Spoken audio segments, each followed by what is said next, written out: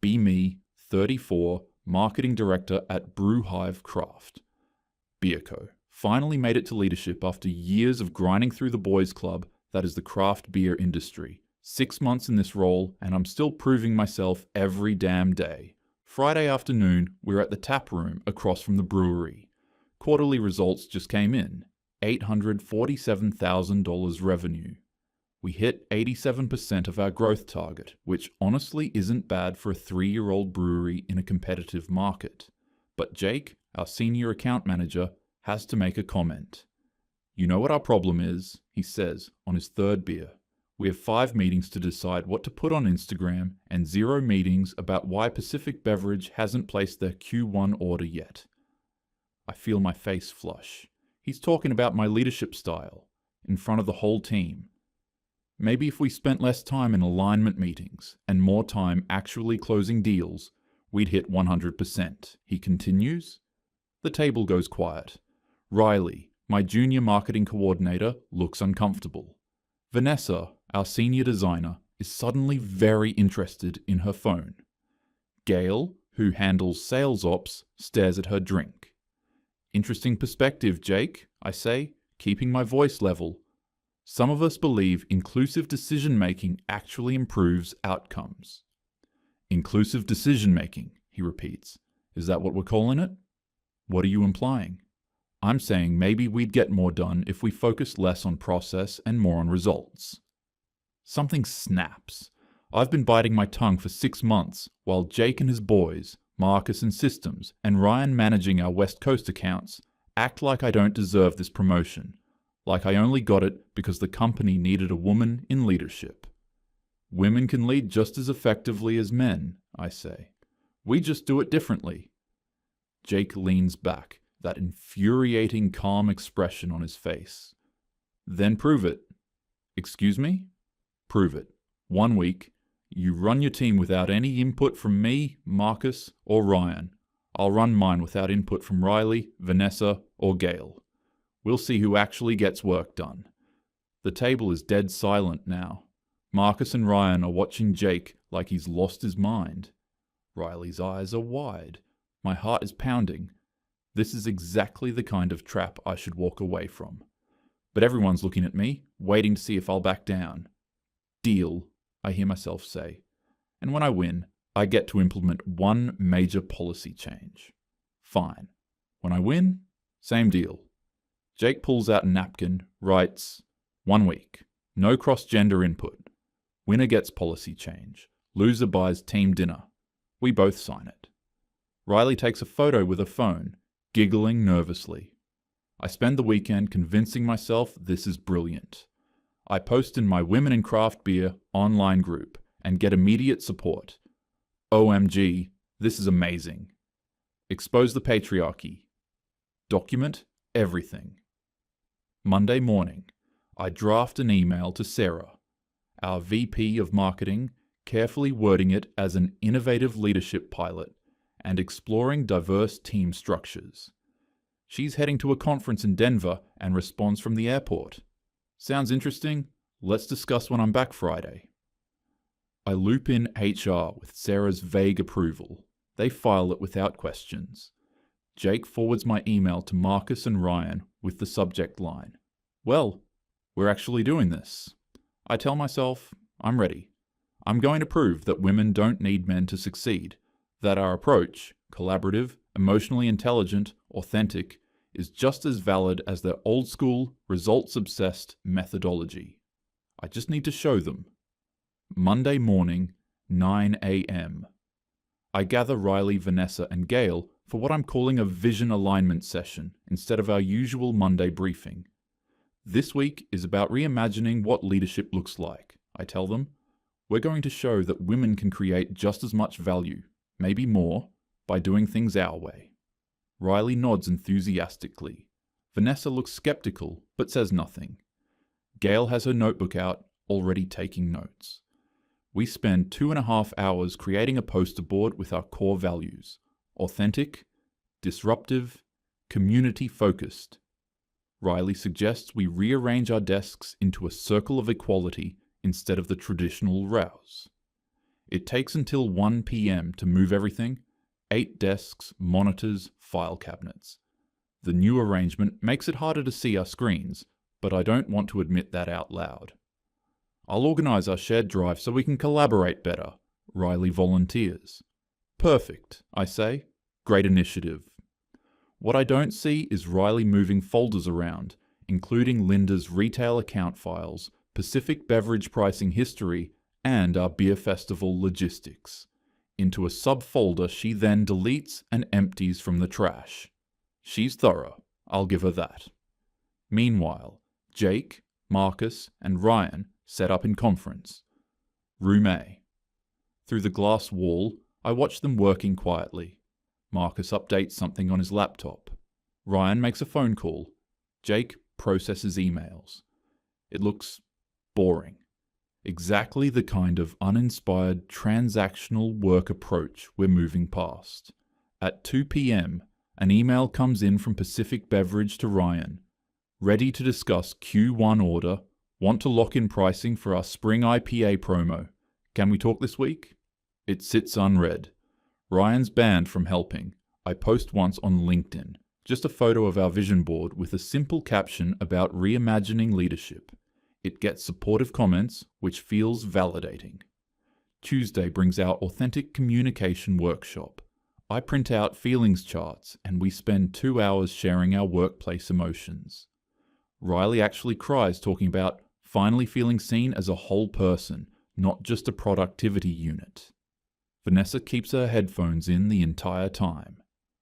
When Gail mentions that Linda from Golden State Beverage requested product performance data by Thursday, I wave it off. Let's stay present with what we're experiencing right now. The data can wait. Riley suggests a team lunch at the Grain House for bonding.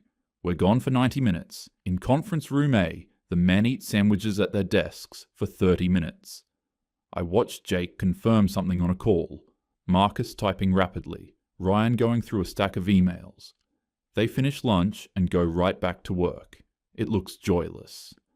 Where's the connection? The humanity? Wednesday starts with a creative brainstorming session. I want to explore rebranding ideas that feel more inclusive. Our brand is fine, Vanessa says flatly. We have actual deadlines. This is exactly the kind of limiting thinking we're trying to move past. I interrupt. Riley jumps in. I love this. What if we redesigned our labels to be more feminine, softer colors, more organic shapes? Vanessa literally rolls her eyes. At 1 p.m., Gail tries again. Linda's deadline is tomorrow. Pacific Beverage still hasn't gotten a response? The beer festival is in 10 days, and nothing's confirmed. You're catastrophizing, I tell her. We'll handle it. But then cracks start appearing. Vanessa tries to access our sales analytics to prep Linda's data. Locked out. Marcus controls the system with 2-factor authentication on his phone. Gail searches for the beer festival logistics file. Can't find it. Oh, I reorganized files Monday, Riley says brightly. Let me look. She makes a show of searching, knowing full well she deleted everything. Our sales dashboard throws an error message at 3 p.m. Normally, Marcus fixes these in 5 minutes. We submit an IT ticket to Marcus, who ignores it per the experiment rules. At 4 p.m., Pacific Beverage emails again. Haven't heard back. We need to finalize order by Friday, or we're moving forward with Hopworks Brewing. I read it and feel something cold in my stomach, but I push it down. We just need to get through the week. Through the glass wall of conference room A, I see Ryan on a call. Later, I'll learn he called Linda proactively. Just checking in. The team is working on your data request. Should have that tomorrow. Thanks, Ryan, she said. Appreciate the follow-up. Because Ryan understands relationships. Unlike us, apparently, spinning our wheels on vision boards and feelings.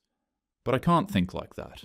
This is about proving a point, about showing that our way works too. I just need more time. Thursday morning, 9 a.m., and my inbox has an email from Linda with the subject line, Urgent, need data by EOD. This is the third request. I have a buyer meeting tomorrow morning and need Brewhive's Q4 performance data to justify expanding your shelf space. If I don't have this by 5 p.m. today, I'm cancelling tomorrow's meeting and reconsidering our partnership. My hands shake slightly as I forward it to Vanessa. You know our products best. Can you pull the data and send it to her? Vanessa looks at me like I'm insane. I need access to the sales dashboard. Marcus locked it with his authentication. There must be another way? There isn't. All our sales data runs through his system, Gail chimes in. Also, we'd need Linda's previous orders, her preferences, account history. That's all in Ryan's files. Can't we just look it up somewhere? Where? Gail's voice has an edge. Ryan manages that relationship. He has all the notes, the pricing agreements, everything. This is ridiculous. We're smart women. We can figure this out. Gail starts searching for the files. Her face goes pale. They're not here. What do you mean they're not here? Riley's eyes start watering. Oh God. I think those might have been in the folder I reorganized Monday. What do you mean, reorganized? Vanessa's voice is dangerously quiet. I was trying to. Make the shared drive cleaner. I might have moved some things. Where did you move them? I don't remember exactly. Riley's crying now. There were so many folders. Are you fucking kidding me right now? Vanessa stands up. Vanessa, language, I say. Riley made a mistake. A mistake? She deleted our biggest client's files 3 days before a major deadline. I didn't delete anything, Riley sobs. I just organized. Gail's checking her computer. The folder's not in the trash. It's not anywhere on the shared drive. Because she emptied the trash, Vanessa says. I was cleaning up. Okay, everyone calm down. I'm trying to maintain control. Are the files backed up somewhere? Yes, Gail says quietly. On Marcus's backup server, which we can't access because he's banned from helping us. The silence is suffocating. This entire experiment is a disaster, Vanessa says. We're having one setback. One? We haven't completed a single actual work task in 4 days. We've been building team cohesion. We've been making vision boards while our clients get ignored. Vanessa's really angry now. We've been in feelings workshops while distributors wait for responses. Riley turns on Vanessa. Why are you being so negative? We're trying our best. Your best just cost us our biggest retail account. Can we please just focus on solving this? Gail pleads. Oh, that's not helpful right now, I snap at her. Vanessa laughs bitterly. She's the only one being helpful. The rest of us have been playing pretend all week. At 11 a.m., another email arrives. Pacific Beverage. Final notice. Need confirmation on Q1 order by 5 p.m. today, or we're proceeding with Hopworks. Your call. $85,000 on the line. I try to draft a response, but I don't know their margin requirements, their seasonal preferences, their distribution timeline, their buyer's name. All of that is in Ryan's head and files. In conference room A, Ryan sees the email. He was automatically CC'd. They're going to lose this account, he tells Jake. Probably, Jake responds. Should we? No. She made the bet. Let her honor it. At noon, our commission system throws an error. Quarterly restart required. Marcus normally handles this. The sales team can't see their commission calculations. Wait, I need to see my numbers, Riley says, temporarily forgetting she's supposed to be devastated about the files. The system stays locked. At 2 p.m., Beer Festival coordinator emails. Haven't received confirmation on booth setup, product selection, or staff schedule. Festival is in 9 days. Please confirm by EOD or we'll forfeit your booth. $3,500 already paid.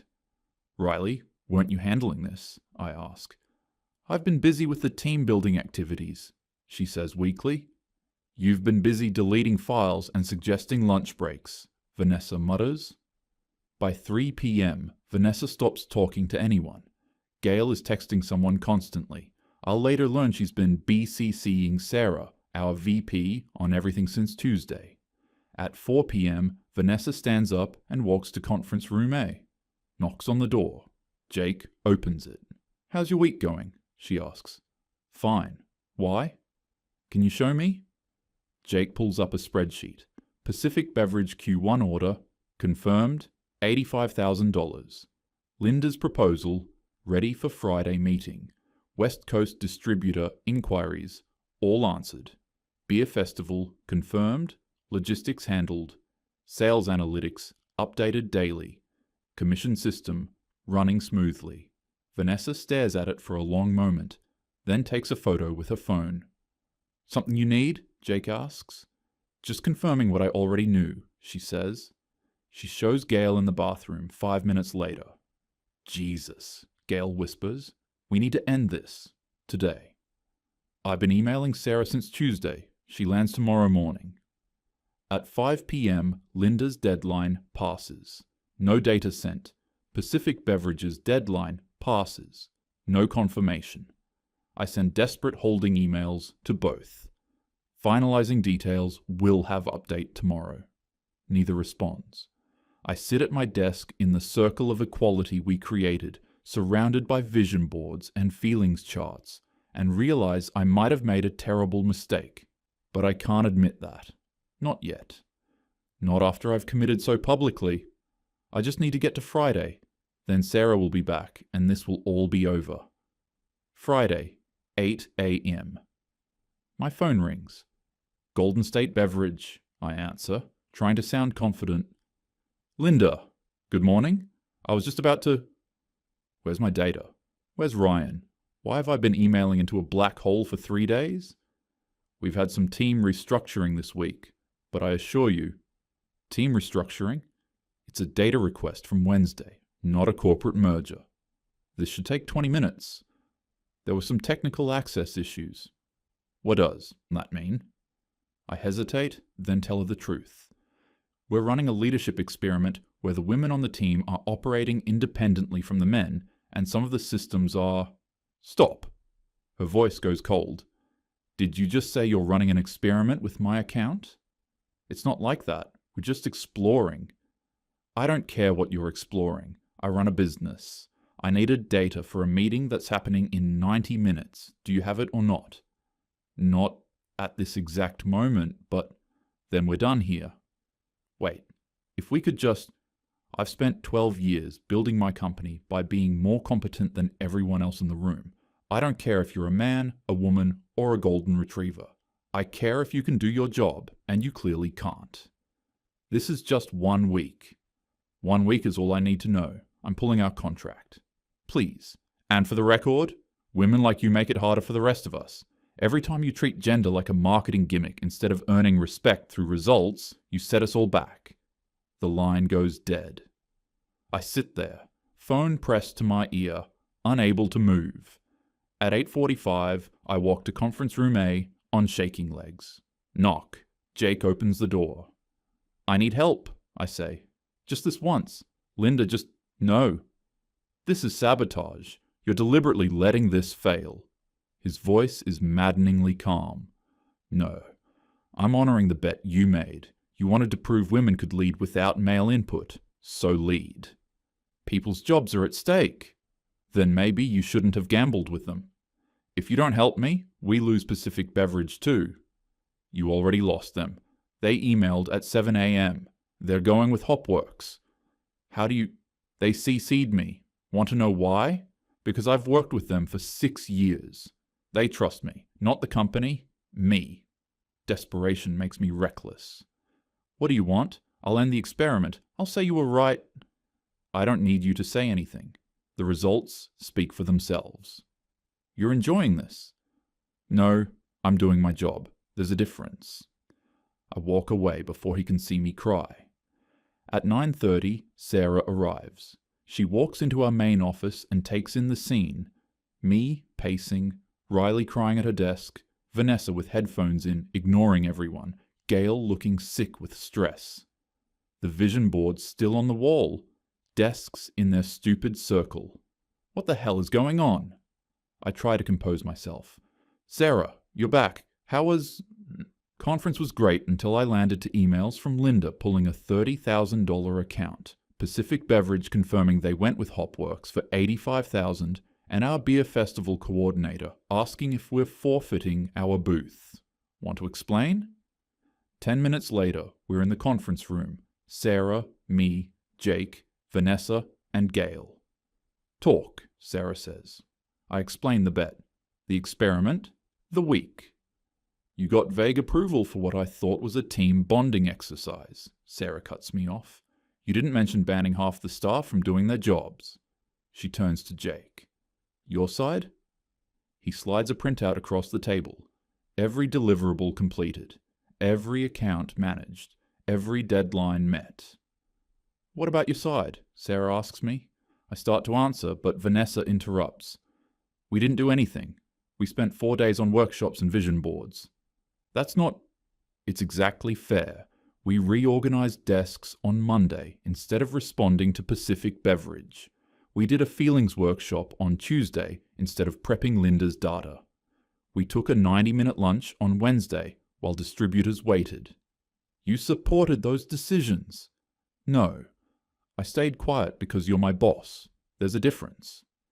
Gail produces printed emails, a complete timeline with timestamps of every ignored warning, every missed deadline, every cascading failure. How much did we lose? Sarah asks. Gail answers.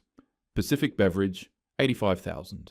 Linda's current contract, $30,000 per year plus $40,000 projected expansion. Beer festival booth, $3,500 sunk. Total immediate, $158,500. And the summer IPA launch? Delayed. Marketing materials missing. Roughly $200,000 in sales. Sarah looks at me. You cost this company $358,500 in 1 week. The men sabotaged. We did our jobs, Jake says quietly. The same jobs we do every week. That's not sabotage. That's baseline competence. He's right, Sarah says. She ends the experiment immediately. Everyone back to normal roles. Marcus, fix the commission system. He does it in 5 minutes while we all watch. Ryan, call Linda. He tries. Linda refuses. The account is gone. Jake, Pacific Beverage?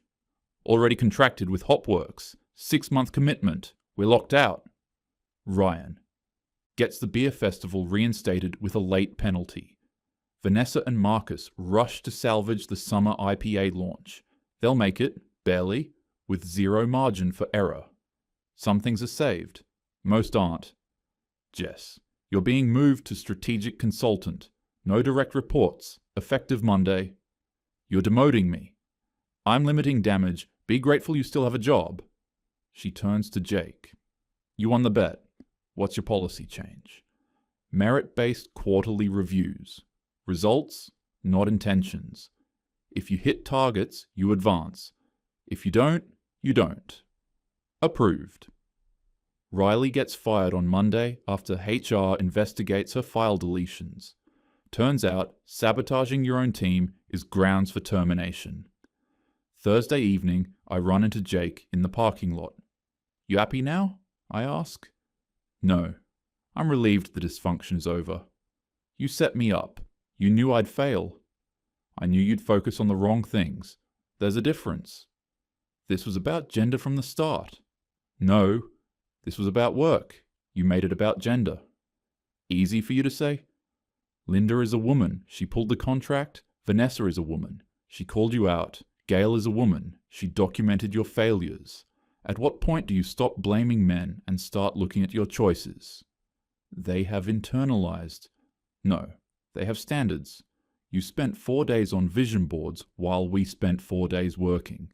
Leadership isn't about gender. It's about results. You focused on everything except results. That's oversimplified. Your client quit. Your team fractured. Your projects failed. Those aren't interpretations. Those are outcomes. Own them. He gets in his car and drives away. 2 weeks later, I'm at a coffee shop in a different neighborhood trying to avoid anyone from the industry. 2 women at the next table are talking. Did you see that story about the brewery director who banned men for a week? Oh my god, yes. Lost like 300,000. Apparently she was trying to prove women could lead without men. By not doing any work? That's not proving anything. Right? I've been in beer marketing for 8 years. I don't need experiments. I just do my job. Stuff like this makes it harder for the rest of us. I leave before they notice me listening. That Sunday, I'm scrolling job sites. Director positions at startups, anywhere but craft beer. I find one.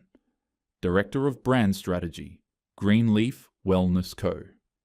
Disruptive culture, mission-driven team. I start a cover letter. I'm a proven leader who isn't afraid to challenge conventional thinking. I don't mention Brewhive. I don't mention the experiment. I don't mention losing $358,000. My phone buzzes. Someone tagged me in an industry post. Cautionary tales in leadership. I mute the notification. Click submit on my application.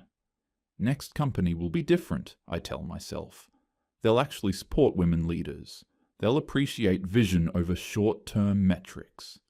They'll understand that real change requires risk. I tell myself I was ahead of my time. That Brewhive wasn't ready for transformational leadership. That Jake, Marcus, and Ryan were threatened. That Vanessa, Gail, and Linda had bought into patriarchal definitions of success. That the craft beer industry is too traditional, too resistant to change.